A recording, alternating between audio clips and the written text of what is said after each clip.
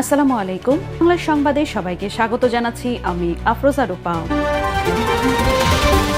সেনা কর্মকর্তা কারাগারে ভার্চুয়াল হাজিরার সুবিধা চেয়ে ট্রাইব্যুনালে আবেদন, ভুক্তভোগীদের সন্তোষ, সেনাপ্রধানের প্রশংসা উপদেষ্টার। আন্দোলনের শরিকদের সঙ্গে আসন সমঝোতা করবে বিএনপি, জানালেন মির্জা ফখরুল। সরকার থেকে দলীয় লোক না সরালে সুষ্ঠু নির্বাচন নিয়ে শঙ্কা আমির খসরুল। নির্বাচন নিয়ে কোনো বেআইনি নির্দেশ দেবে না ইসি, চাপে নতি স্বীকার না করে প্রশাসনকে হিম্মতের সঙ্গে কাজ করার নির্দেশ, পক্ষপাতিত্ব করলে ব্যবস্থার হুঁশিয়ারি। সহপাঠীকে শ্লীলতাহানির অভিযোগে উত্তপ্ত বুয়েট, অভিযুক্ত শিক্ষার্থীকে সাময়িক বহিষ্কার, আজ কাল পরীক্ষা স্থগিত। সাইবার নিরাপত্তা আইনের মামলায় রিমান্ডে যায় পুলিশ। এবং সংঘবদ্ধ ধর্ষণের শিকার জুলাই শহীদ কন্যার আত্মহনন, পটুয়াখালীতে অপ্রাপ্তবয়স্ক 3 আসামির সাজা, দুজনের 13 বছর ও একজনের 10 বছরের কারাদণ্ড।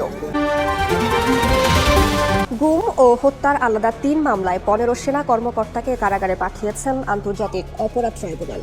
তাদের নেওয়া হয়েছে সেনানিবাসের অস্থায়ী কারাগারে। এছাড়া পলাতক শেখ হাসিনা সহ 17 জনকে হাজির হতে পত্রিকায় বিজ্ঞপ্তি দেওয়ার নির্দেশ দেওয়া হয়েছে।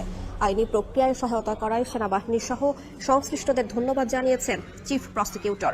আসামি পক্ষের দাবি সবাই নিরপরাধ। এদিকে নানা আলোচনার পরও আসামিদের কাঠগড়ায় হাজির করায় সন্তোষ প্রকাশ করেছেন গুমের শিকার ভুক্তভোগীরা। বুধবার সকাল 7টার পর কারাগারের সবুজ রঙের শীতাতপ নিয়ন্ত্রিত একটি প্রিজন ভ্যান থামে ট্রাইব্যুনালের পেছনের গেটে। একে একে নামানো হয় 15 সামরিক কর্মকর্তাকে। সকাল 8টার দিকে বিচারকের সামনে নেওয়া হয় তাদের। জামিন এবং ভার্চুয়ালি হাজিরার সুবিধা চেয়ে আবেদন করে আসামি পক্ষ। উভয় পক্ষের শুনানি শেষে 15 জনকে কারাগারে পাঠানোর আদেশ দেন ট্রাইব্যুনাল। আসামিদেরকে কারাগারে প্রেরণের নির্দেশ দেওয়া হয়েছে এবং পরবর্তী তারিখ নির্ধারণ করা হয়েছে 5ই নভেম্বর। এবং সেই মামলাতেও যারা পলাতক আছেন, 2 জন পলাতক আছেন 4 জন আসামির মধ্যে, সেই 2 জনের বিরুদ্ধে পত্রিকায় বিজ্ঞপ্তি প্রকাশের জন্য নির্দেশ দেওয়া হয়েছে। গুমের 2 ও জুলাই আগস্টের হত্যাযজ্ঞের এক মামলায় গত 8 অক্টোবর 32 জনের বিরুদ্ধে গ্রেফতারি পরোয়ানা জারি করা হয়। এর মধ্যে গুমের 2 মামলায় সেনা হেফাজতে থাকা 13 জন এবং রামপুরায় 28 জনকে হত্যা মামলায় 2 সেনা কর্মকর্তাকে বুধবার হাজির করা হয়। চিফ প্রসিকিউটর বলছেন, আসামিদের গ্রেফতার করে ট্রাইব্যুনালে আনা হয়েছে, এজন্য সেনাবাহিনী সহ সংশ্লিষ্টদের প্রতি কৃতজ্ঞতা জানান তিনি। আইন শৃঙ্খলা রক্ষাকারী বাহিনী যেমন কাজ করেছেন, তেমনিভাবে বাংলাদেশের সার্বভৌমত্বের রক্ষক হিসাবে আমরা যাদেরকে মনে করি বাংলাদেশ সেনাবাহিনী, তারা এই আদালতের প্রক্রিয়াকে সাহায্য করেছেন। তারা ঘোষণা দিয়েছিলেন যে ল অফ দি ল্যান্ডের প্রতি তারা শ্রদ্ধাশীল থাকবেন, বিচার প্রক্রিয়ার প্রতি তাদের সমস্ত সমর্থন থাকবে। তারা সেই সমর্থন আমাদেরকে দিয়েছেন আইন শৃঙ্খলা রক্ষাকারী বাহিনীর মাধ্যমে আমরা জানতে পেরেছি। সুতরাং দেশপ্রেমিক সেনাবাহিনীর ব্যাপারে যে সমস্ত অপপ্রচার যারা করেন তাদেরকে আমরা বলবো অপপ্রচার করবেন না। যদিও আসামি পক্ষ বলছে গ্রেফতার নয়, আত্মসমর্পণ করেছেন সেনা কর্মকর্তারা, তারা নির্দোষ বলেও দাবি তার। বরাবর সেনাবাহিনী অফিসার হিসেবে তারা আইনের প্রতি শ্রদ্ধাশীল হয়ে তারা নিজেরাই আত্মসমর্পণ করেছে। এটা প্রক্রিয়াগত কারণে তাদেরকে দেখানো হয়েছে তারা গ্রেপ্তার হয়েছে, আসলে তারা গ্রেপ্তার হয়নি। এদিকে গুমের মামলায় বিচার শুরু হওয়ায় সন্তোষ প্রকাশ করেছেন ভুক্তভোগীরা। যারা ভবিষ্যতে রাষ্ট্রপ্রধান, সরকার প্রধান হবে এবং বিভিন্ন বাহিনীর প্রধান হবে, তাদের কাছে মেসেজ দিতে চাই যে অন্যায় করে, জুলুম করে, মানুষের অধিকার লঙ্ঘন করে কেউ পার পেতে পারে না। শুধুমাত্র আওয়ামী লীগ এবং শেখ হাসিনার জন্য আজকে সেনাবাহিনীর কিছু কর্তৃপক্ষ সদস্য বিপদগামী হয়েছে। আর কোনোদিন দেশপ্রেমিক সেনা সদস্যদেরকে দিয়ে ভারতে খুনি কাজ যেন করানো না হয়।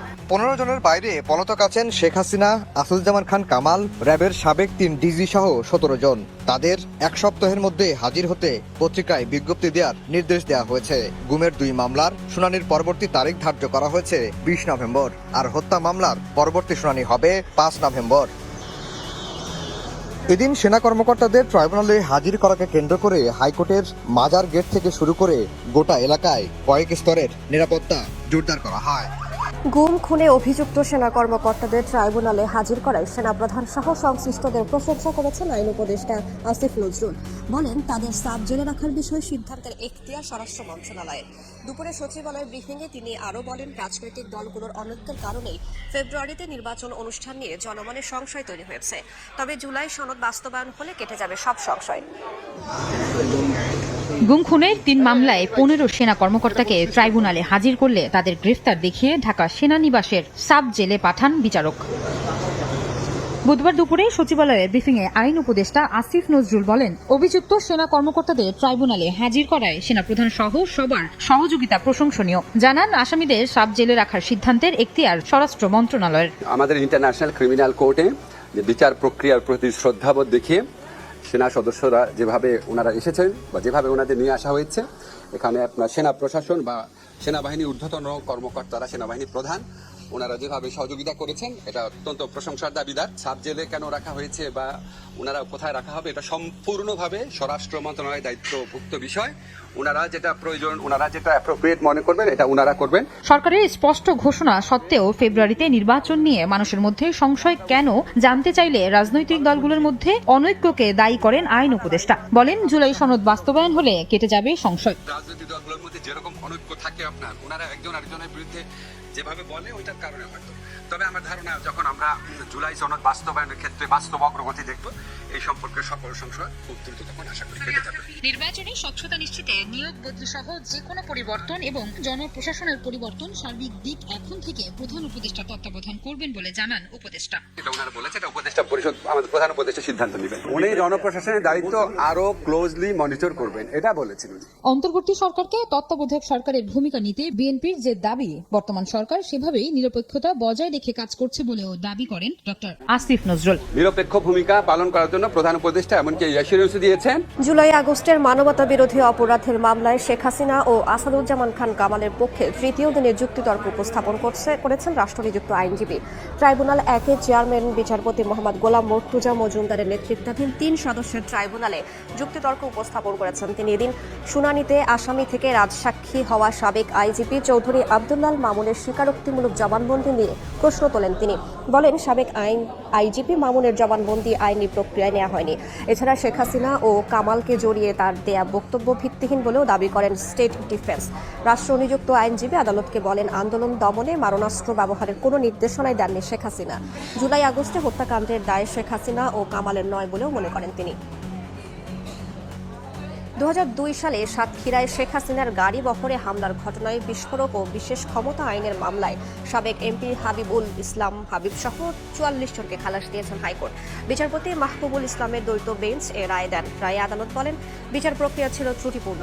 রাষ্ট্রপক্ষের আইনজীবী বলেন, কোনো ঘটনা না ঘটলেও বিগত সরকারের আমলে আদালতকে ব্যবহার করে সাজা দেওয়া হয়েছিল।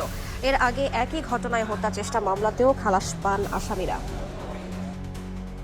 শেখ হাসিনার গাড়ি বহরের হামলার মামলা পদ্ম আদালত, এটা নিম্ন আদালতে 44 জন আসামিকে যাবজ্জীবন কারাদণ্ড দেয়। আজকে মহামান্য হাইকোর্ট ডিভিশন সকল আসামিকে 2টা মামলা থেকে খালাস প্রদান করেছেন। বিচারপতি মবিনা আশরাফ আপিলটা শুনেছেন, শুনে 46 জনের 4 জন মারা গিয়েছে, 46 জনকে বেকুশে খালাস দিয়েছে।